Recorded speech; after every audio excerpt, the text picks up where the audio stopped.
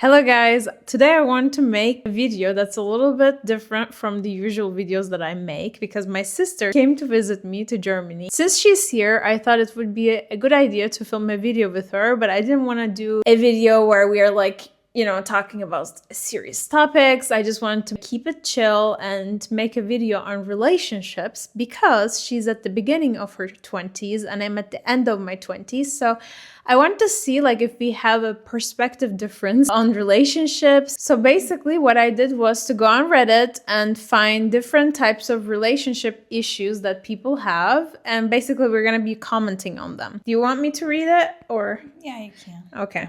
All right.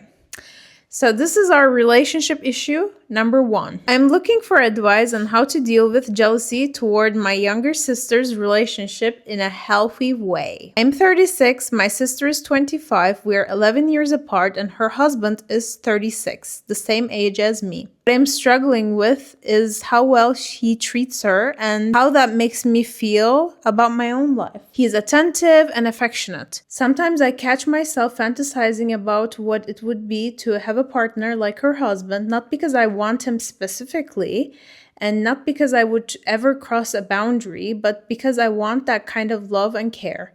When those thoughts come up, I feel ashamed and guilty.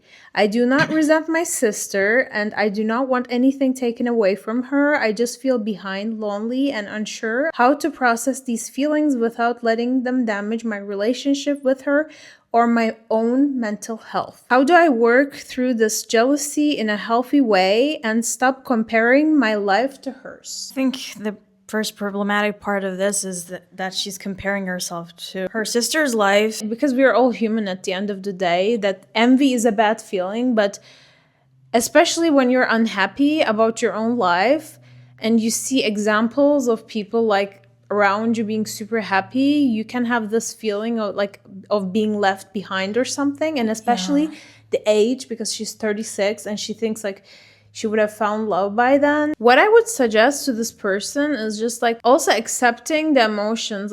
You have to accept that you feel this emotion towards her. Everybody's timeline is completely different. Just because you didn't find love yet does not mean that you will never find it. And just be happy, because happiness is contagious. I believe being happy for someone brings more happiness into your life. If you see it from a toxic mindset, only toxicity will come to you. And I think even though you don't find love, it's totally fine. Everyone's story is different and everyone goes through different things in life, and not everyone's story needs to be the same. Mm-hmm. So in that manner, stop comparing yourself Yep. to other people and just focus on your own life. We need to learn the self-love part first, I think, and we need to work on ourselves and be the best version of ourselves, and then think about other stuff. So maybe work on that first. Yeah, exactly. So let's go. Pass on to the next one. Relationship issue number 2. We have been dating for 6 months now. Overall, he's a good partner. He is loyal, kind, supportive in practical ways.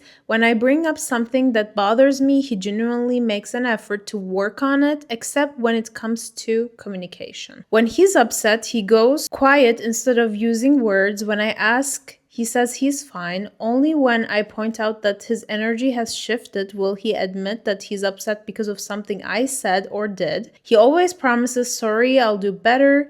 I won't just go quiet or be moody. When I'm not okay, I'll talk, and almost every time he doesn't. This pattern has happened almost every month since we started dating. I don't want to end the relationship because I see that he's genuinely a good partner, but I'm exhausted from constantly having to pull communication out of him. I suggested couples therapy, but he refused, saying I'll work on it. I'm not sure how to handle this anymore. Has anyone else dealt with a partner who's avoidant with communication? What worked for you? Communication is the key in a relationship, and if he's avoidant, it's a red flag, definitely a red flag. Even if he's perfect in other ways, if he cannot express his feelings well, if he just avoids talking about certain topics, especially hard topics, what's the point of being in a relationship if we're not gonna talk about it? I also think that being avoidant and being close to communication I mean, roots in something deeper, probably has some sort of a childhood trauma where he was not able to communicate his feelings and that's all he knows. Maybe not because he doesn't love you, but he just doesn't know any other way. This is what he is used to. So I would suggest instead of a couples therapy, for him to go to therapy, like, because I think it would change the whole dynamic of the relationship. But if he's not willing to do that change, you can never force anyone. I mean, I personally always tell my sister this, like, don't just see the potential in a person, just see the person Yeah, be as realistic. they are. Be realistic. We as girls tend to always dream of the best version of the guy. Next, my friend recently started dating a guy, dating for 2 months. She is a serious evangelical Christian. In the beginning, she wanted a godly relationship with no premarital intimacy, no excessive drinking of alcohol, etc. She was introduced to this guy and stated this, and the guy seemingly agreed with her. Didn't exactly say it, but nodded along to her request. Come to find out, he has been going out and drinking excessively with his friends all night on the weekends until 6 a.m. Then he has been pressuring her to stay over and they got intimate and she came to me crying about it, feeling guilty. But now she's saying things like she should just move in with him soon and get married to him quickly and she can't live without him. I am shocked because of the pace of how quickly they're going and concerned with how fast she dropped her morals and boundaries. Is it worth bringing my concerns up to her? What I can tell you first is that this guy is a complete red flag, obviously, and he never actually respected your boundaries since the beginning. Him already pressuring you into doing things that you don't want to do and you did it and now you feel guilty. I think that's kind of on you because you should have never allowed him to do that, but okay, now you did it. So what you can do is to continue on setting your boundaries and just letting him know that this was completely a red flag and it's unforgivable. I personally would have ended the relationship. What would you do, for instance, if a guy told you this, like, and disrespected your boundaries? Like, how would you have dealt with it? First of all, I wouldn't do it in the first place like she did because I have like strong boundaries and I have my morals and values and I will never ever change it for a guy. Let's say that you did. Let's say I did, okay. Then I think I would also blame myself a lot because I did something bad, at least for my background, and it's a bad thing. For my beliefs, that's a bad thing. Not that I'm saying it's a bad thing in real. I would just break up. I think you deserve better, and you should know that you deserve better. Know your worth. Know your worth. Relationship issue number 4. Me and my boyfriend have been together for 3 years. He's genuinely my best friend. We have known each other since high school, but there is one issue. Context: we have been in a long distance relationship and won't be closing the distance anytime soon because of our careers. So texting is one of the only ways we stay connected. I initiate almost every conversation. He never texts good morning and good night. He only replies when I text him and usually after long gaps. It makes me feel like the enthusiasm is one-sided. A recent example, he was feeling unwell a few weeks ago and I checked on him every couple of hours the whole day because I was worried. Then I got sick last week. He sent one message around noon. I told him I felt horrible and then he didn't text me again until the next day. But here's the confusing part. At the end of the day, he calls me. He's warm, attentive, and fully present on calls. I don't know why this bothers me so much, but it really does. I feel lonely and disconnected until he finally calls at night. I need advice, please. I've been there, I know that. You want to start on this? Well, actually, yeah, that's true that there are bad texters out there. It's a red flag, obviously, that he rarely texts you. Yeah, we don't expect like 24/7 Yeah, 24/7 text, but if it's consistent enough in a daily basis, then it's fine. But it seems like it's not the case for them. Like, even when she gets sick, if he's like this, then obviously it's a red flag. We're not talking about being bad texter here, I think.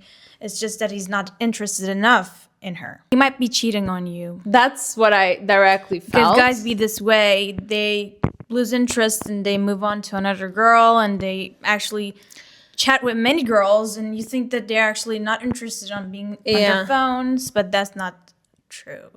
He's just not interested in texting with The you. thing is, I think he's just seeing you in the pockets, kind of. Yeah. This is like how a guy would. You're on the list. Yes, you're on the list, but you're not the priority here. Maybe you're in the top 5. No one is that busy. Does he not go to the bathroom? Like, impossible. Night calls will not make up for a relationship. Consistency is the key in a relationship, and he should be worried. Like, where are you whole day, right? Like, are you safe? Like, did you arrive home safely? Like, if somebody doesn't even care about that, like, it's a huge red flag, and he just does not love you. Know your worth again, because I see someone that is questioning themselves because of the other person's incapability of showing fully present love. And you shouldn't be questioning yourself. You should just question him. So to end this, just know your worth. I think, like, break up as well from this guy. Like, I just don't break up.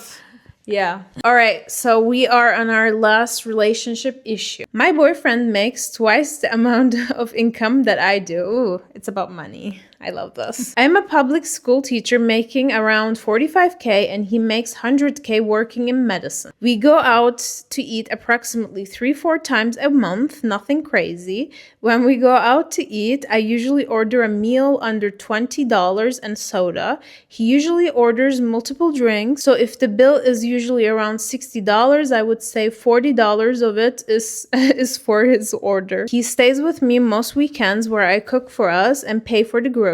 I always make sure I have his favorite soda, snacks on hand as well. She's treating him like a prince.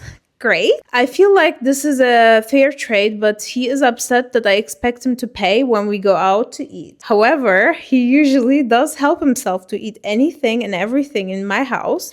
I don't think it would be fair if I began paying for eating out. What do you think? And it's not fair at all.